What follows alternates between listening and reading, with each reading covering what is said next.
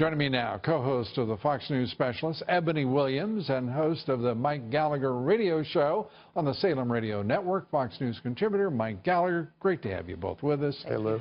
Let's start with Jay Sekulow on this show laying out what I thought was one of the strongest defenses of the president's position, and demolished, just demolished Bob Mueller and the idiot Democratic cronyism in the legal profession, the deep state judiciary. That's just my objective opinion. Oh, Mr. Lou Dobbs, Reeking of objectivity. I love it. Just, I can't really tell what side of this you fall on, Lou. Well, I'm trying to figure it out. Well, I'm gonna give you a hint. Truth, justice, and the American way. We should all have a Jay Sekulow in our corner. I mean, President Trump is very well served by Mr. Sekulow, and you're right. He kind of demolishes it piece by piece. This is war. This is warfare. The president is under siege, and he needs some of the best and the brightest. I'm asking out loud here, why aren't the churches, why aren't all of the folks who supported this president, why aren't they coming together and demanding Mueller go away, demanding that Ryan and McConnell end this nonsense? Because this is just nasty.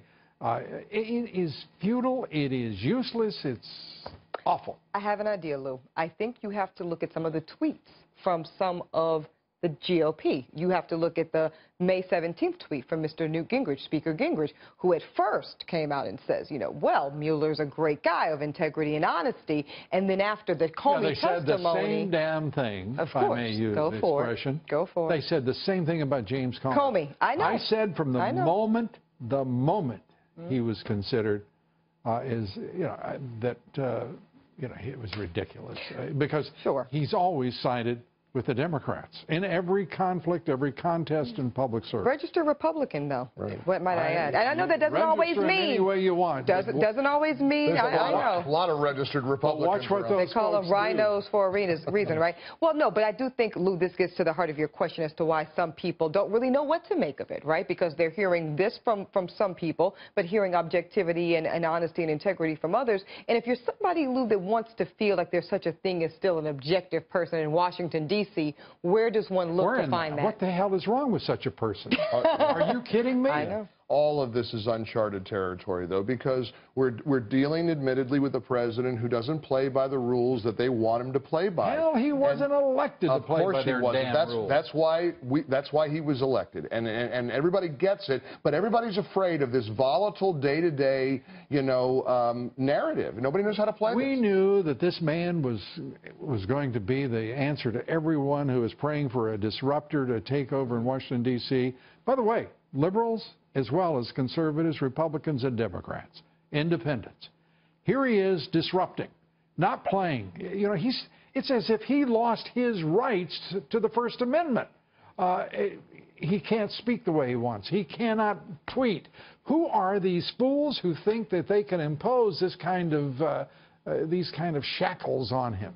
Well, change is difficult, Lou, and that's the thing. You're right. The American people elected Donald J. Trump. The disruptor style is something personally, I didn't vote for President Trump, but that's the aspect of him I like, that disruptor thing that said Washington's going to be different. We got it. And what it feels like, though, I think is very uncomfortable for a lot of people. And it's not only uncomfortable, but the bottom line is that every day, I ask my radio audience all the time, you think you should stop the tweets? I get as many Democrats who call in and say, no, he shouldn't. Right. That's what we want. Was that my mom again? Twice. Was that my mom again? She always does that. We put a limit on it. Call your show. I know, right? People feeling uncomfortable. Yes. Think how uncomfortable those people felt under 8 years of America is nothing more than a trash bin. That there is no such thing as American exceptionalism.